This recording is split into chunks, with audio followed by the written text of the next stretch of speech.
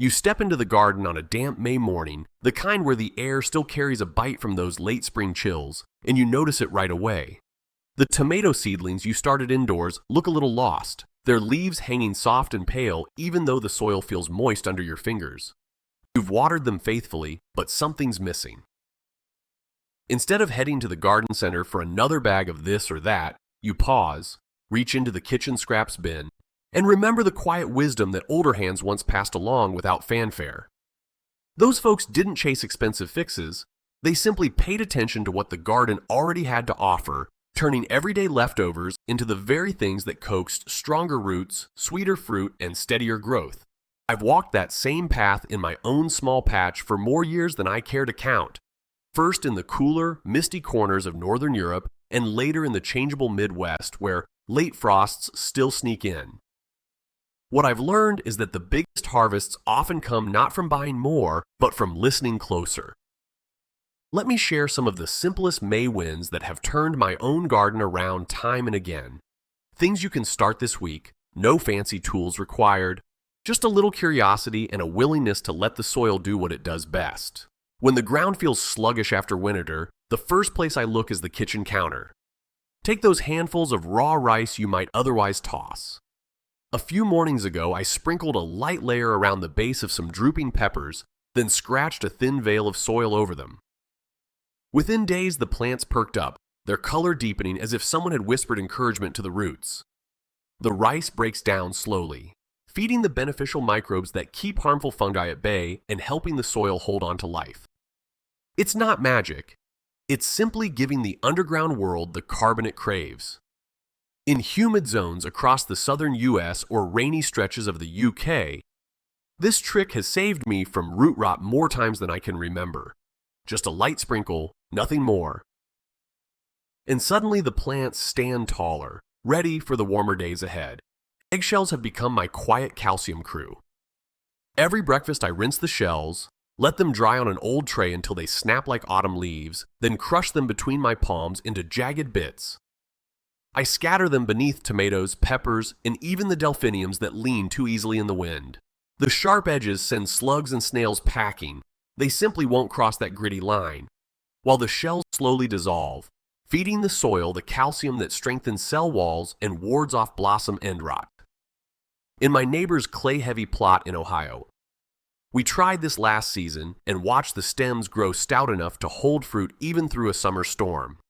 For folks gardening in acidic soils common in parts of New England or western France, a heavier handful works wonders. Crush them finer if you're impatient, or leave them chunkier for longer protection. Either way, those breakfast leftovers become both guard and gift. Potatoes have their own gentle rhythm in my garden.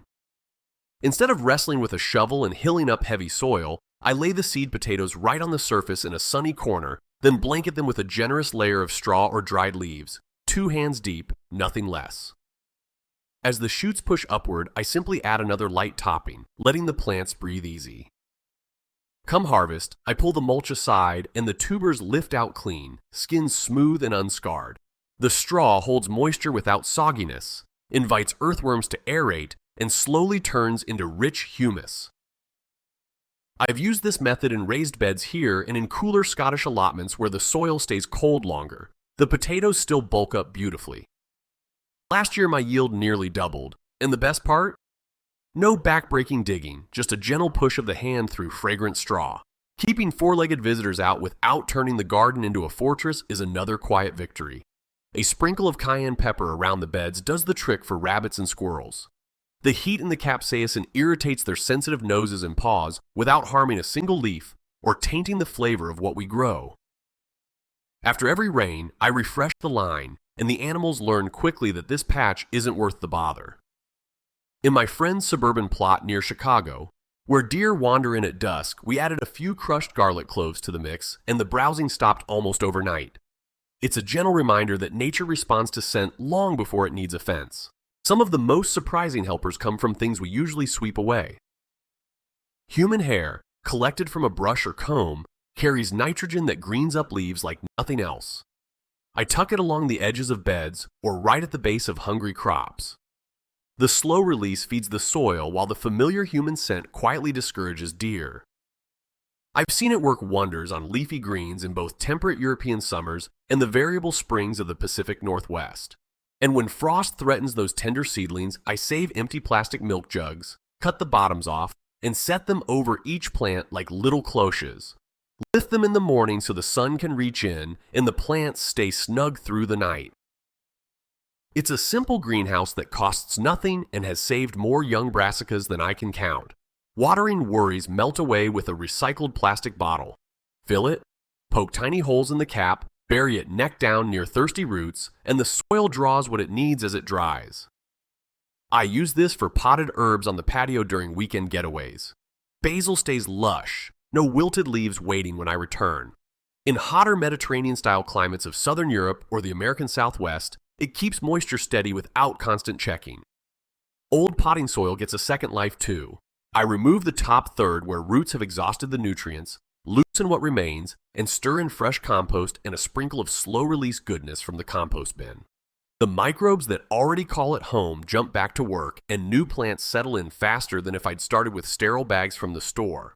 Even the humble coffee filter finds a place at the bottom of pots, covering drainage holes so soil stays put while water flows freely.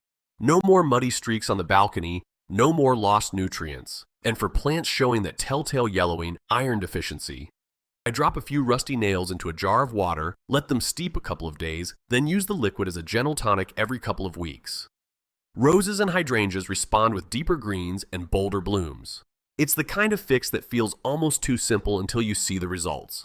Old shoes, worn boots, even cracked flower pots get new purpose. Poke drainage holes, fill with good soil, and plant cheerful daisies or trailing nasturtiums. The material holds warmth around the roots, protecting against sudden temperature swings. I've seen window boxes made from old boots lining a neighbor's fence in rural Wales, bursting with color by midsummer. Nothing goes to waste when you look at it with gardener's eyes. Kitchen scraps keep giving. Onion skins simmered in water release sulfur that fights mold and strengthens leaves during humid stretches. I spray or water with the cooled brew, and powdery mildew stays at bay on squash and cucumbers alike. Boiling water poured carefully on weeds in paths and cracks between pavers kills them outright. No bending, no chemicals, just a quick trip from the kettle. Dry bread crumbled and buried feeds the microbial army underground. The starch and yeast spark fermentation that loosens compacted soil and unlocks nutrients. I've revived tired beds this way after a long, wet winter, watching earthworms move in like they'd been invited to a feast. Rocks gathered from the garden edge become living heaters. Arranged around heat-loving plants, they soak up daytime sun and radiate it back when nights cool. In cooler zones where tomatoes struggle to ripen, those stones can make the difference between green shoulders and full, red fruit. Succession planting keeps the soil busy too. I sow quick radishes or lettuce, harvest young, leave the roots to feed the earth, then slip peas or beans into the same spot. By late summer, the bed has produced 3 or 4 different crops without ever sitting idle. The soil grows richer with every cycle, just as it did in the careful rotations our grandparents practiced without calling it by any fancy name. Vegetable cooking water, cooled of course, becomes a free fertilizer rich in potassium and magnesium. I pour it around tomatoes and notice the fruit ripens sweeter, the vines sturdier. Cinnamon shaken along ant trails disrupts their scent paths and keeps them moving on. It doubles as a mild antifungal around damp collars. Crushed seashells or snail shells balance acidic soil, adding calcium carbonate and improving drainage for asparagus, spinach, and garlic beds. Comfrey, that deep-rooted powerhouse found along riverbanks or in wild corners, gets chopped and dropped as mulch. Its leaves melt down into a potassium-rich feast that sweetens fruit like nothing else. Clay pots buried halfway and filled with water turn into slow-release reservoirs, seeping moisture exactly where roots need it most during dry spells. The classic Three Sisters planting, corn, beans, and squash, still works its quiet magic in small spaces. The corn supports the beans feed the soil, and the squash shades the ground, suppressing weeds and holding moisture. I plant them in gentle mounds here in the Midwest and watch the whole bed thrive with almost no extra work. The chop and drop method feels like cheating sometimes. After harvest, I cut spent plants at soil level and leave the tops right where they grew. They become living mulch, feeding microbes and cutting watering needs dramatically.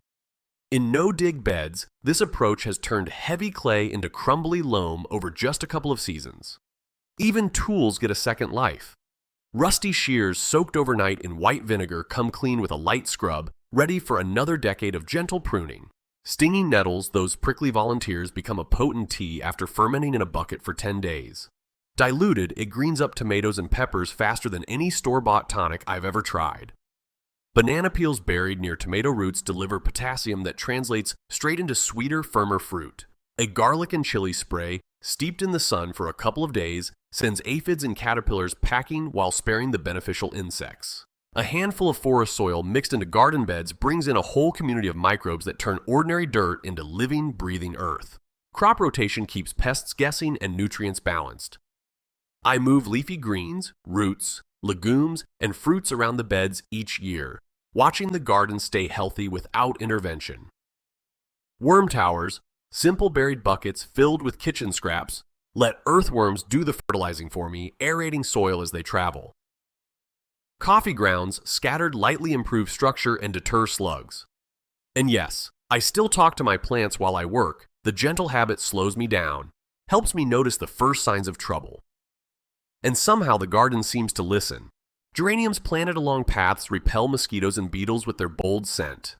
I water in the cool of evening or early morning so roots drink deep instead of losing moisture to midday sun. Potatoes grow happily in containers on tiny patios, layer soil and stems as they rise, and harvest from a single bucket. Raised beds at waist height save my back and let me garden longer into the years. Garlic tucked among flowers acts as a living sentry, its sulfur scent and antifungal roots protecting neighbors. Even the smallest details matter. Scraping nails across a bar of soap before digging keeps dirt from lodging underneath. Cinnamon water soothes weak cuttings and guards against damping off. Glass bowls turned upside down over seed trays create mini greenhouses with just enough airflow to prevent mold. Toilet paper becomes gentle seed tape, seeds spaced perfectly, paper dissolving harmlessly once planted. Old tin cans, painted and hung, hold trailing herbs that scent the air on warm evenings. Dry leaves piled thick become winter blankets that insulate roots and feed the soil come spring. And early peas? I still sow them in January under cloches or in a sheltered spot, soaking seeds first in a touch of oil to discourage mice. By late spring, the vines are heavy with sweet pods picked warm from the trellis, most never making it to the kitchen at all. These aren't grand secrets or complicated formulas. They're the patient observations of people who lived close to the land, who noticed how rice fed microbes, how eggshells guarded and strengthened, how straw let potatoes breathe, and how every scrap carried its own quiet gift. In my garden, the lessons have compounded over time. Healthier soil, fewer pests, more joy in the daily tending. The air smells sweeter after a rain, the bees linger longer, and the harvests taste like they carry the memory of careful hands. This May, pick just one or two ideas that speak to you. Maybe it's the rice around struggling seedlings or the straw blanket for potatoes. Try them in your own corner of the world, whether it's a balcony in Paris, a backyard in Pennsylvania, or an allotment plot in rainy Wales. Watch how the garden responds. You'll feel that gentle shift, the way the soil seems to lean in and say thank you. And in the quiet evenings, when you sit among the green with dirt still under your nails, you'll know the real harvest isn't just the vegetables. It's the deep, steady satisfaction of working with the earth instead of against it, one small, thoughtful act at a time. The garden has been waiting for you. Go on, step outside and begin.